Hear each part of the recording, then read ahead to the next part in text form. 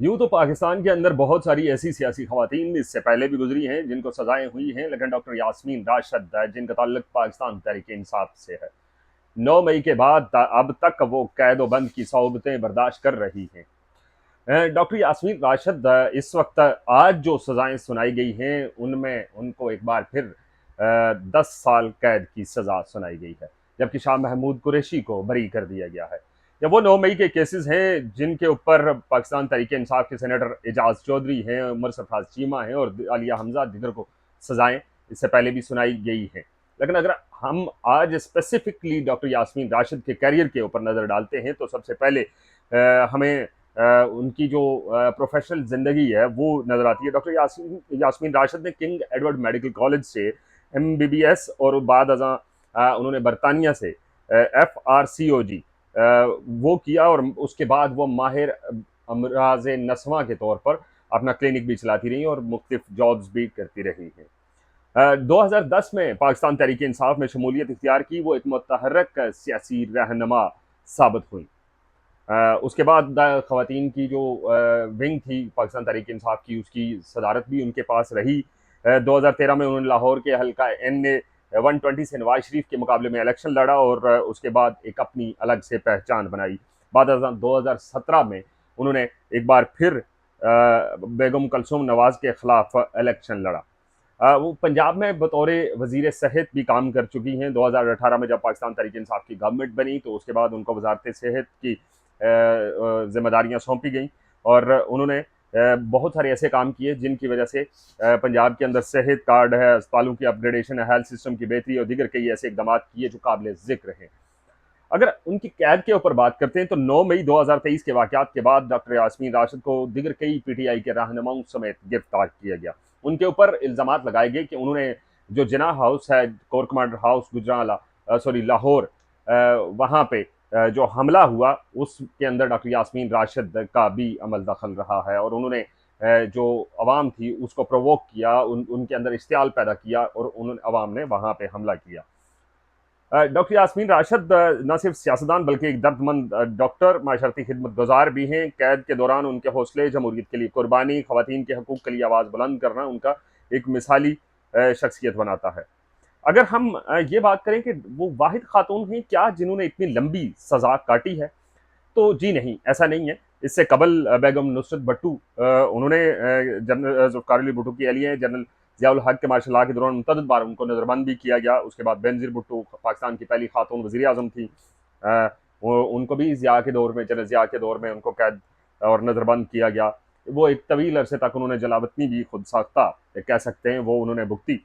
मरियम नवाज़ हैं, मुस्लिम लीग नवाज़ के साथ उनका ताल्लुक है। 2018 से 2019 तक नैब के मुख्तलिफ केसेस थे, उनके अंदर उनको गिरफ्तार किया गया। फरजाना बारी, डॉक्टर फरजाना बारी समाजी कारकुन हैं, इंसानी हकूक़ के लिए काम करती हैं और एक बड़ी तवाना आवाज़ हैं। वो उनको भी बहुत सारी ऐसे जो प्रोटेस्ट थे उनके दौरान उनको हिरासा भी किया गया, हिरासत में लिया गया। डॉक्टर यास्मीन राशिद की अगर हम बात करते हैं कि वो नुमायाँ क्यों हैं, उनके ऊपर बात क्यों की जाती है, तो वो एक सीनियर डॉक्टर हैं, कैंसर सर्वाइवर हैं, कैंसर के मर्ज के अंदर मुब्तला हैं, लेकिन फिर भी अभी तक वो डट के खड़ी हैं। ना उन्होंने कोई प्रेस कॉन्फ्रेंस की। दीगर बहुत सारे पाकिस्तान तहरीक इंसाफ के वो लोग जो प्रेस कॉन्फ्रेंस करके उन्होंने अपने आप को एक तरह से गंगा स्नान करके वापस वो पाकिस्तान की पॉलिटिक्स के अंदर आए। उनके ऊपर दहशत गर्दी जैसे संगीन इल्ज़ाम लगाए गए। ख़वातीन सियासतदानों के लिए ये गैर मामूली बात है, लेकिन फिर भी 2 साल से ज़ायद अरसा वो कैद-ओ-बंद की सोबतें बर्दाश्त कर रही हैं। उस अगर हम ये बात करते हैं कि बहुत सारी ऐसी ख़वातीन रहनुमाएँ जिनको गिरफ्तार किया गया। बेनज़ीर भुट्टो, उन्होंने 1977 से 1984 के दरमियान मुख्तलिफ औक़ात में मजमूई तौर पर 5 साल कैद उनको सुनाई गई और कैद काटी उन्होंने। बेगम नुसरत भुट्टो मुतअद्दिद बार नज़रबंदी, मजमूई तौर पर 2 से 3 साल उनको कैद जो है वो सुनाई गई। मरियम नवाज़ सिर्फ 2 माह कैद रही हैं। दूसरी गिरफ्तारी के अंदर 3 माह कैद रही हैं और उनकी जो नौयत थी मुकदमात की वो थी नैब की हिरासत और जेल, वजह करप्शन केसेस और सियासी सरगर्मियाँ थी। डॉक्टर यास्मीन राशिद इस वक्त 2 साल से ज़ायद का अरसा हो चुका है, वो अब मुसलसल हिरासत में है। आसमा जंगीर साहिबा मरहुमा, वो मुख्तलिफ अदवार में गिरफ्तार होती रही है। फरजाना बारी साहिबा हैं, मुख्तलिफ अदवार में वो भी गिरफ्तार होती रही हैं। अब अगर डॉक्टर यास्मीन राशिद की बात करें तो बहुत सारे ऐसे लोग थे जो ज़रा सी बात बर्दाश्त नहीं कर सके और वो आए प्रेस क्लब के अंदर प्रेस कॉन्फ्रेंस की, ट्वीट किया, वीडियो की और उसके बाद वो खलासी हो गई। लेकिन डॉक्टर यास्मीन राशिद 2 साल से जायद के अरसे तक, मरियम नवाज ने मजमूई तौर पर 5 माह कैद काटी, जबकि डॉक्टर यास्मीन राशिद 2 साल से जायद का अरसा इस वक्त हो चुका है। वो मुकम्मल तौर पर अब भी जेल के अंदर हैं, कैंसर सर्वाइवर हैं, कैंसर जैसे मर्ज से लड़ रही हैं, लेकिन अभी तक ना तो उन्होंने कोई माफ़ी तलाफी वाला कोई सीन सामने आया।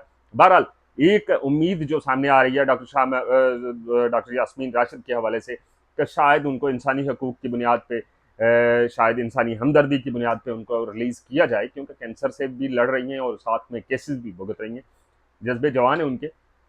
यहाँ पे एक और बात करते चलें कि शाह महमूद कुरैशी जिन्होंने एक लंबी जेल काटी, अब कुछ खुशखबरियाँ उनके लिए आना शुरू हो चुकी हैं और कुछ लोग ऐसे भी बातें करते नज़र आ रहे हैं, कुछ तजियाकार सहाफ़ी और दीगर लोग सियासी के। अब इमरान खान के बाद जो पीटीआई बिखर चुकी थी, इमरान खान की जेल के बाद, अब अगर शाह महमूद कुरैशी आते हैं तो पीटीआई एक बार फिर से रीबिल्ड होगी और रीबिल्ड होने के बाद पीटीआई को एक रिलीफ भी मिलेगा। शायद ये क्या सराइयाँ जारी है। बहरहाल इस वक्त जो हमारा मौजूद था डॉक्टर यास्मीन राशिद और दीगर खवातीन सियासी रहनुमाओं की कैद, उसके ऊपर बात की। अगर आपको ये बातें अच्छी लगती हैं तो अपनी राय का इजहार लाजमी कमेंट सेक्शन में किया करें। अगर आपको बुरी लगती हैं तो बेहतरी के लिए भी कमेंट सेक्शन खुला है, लाजमी अपनी राय का इजहार करें। दीजिए इजाज़त, अल्लाह हाफिज़।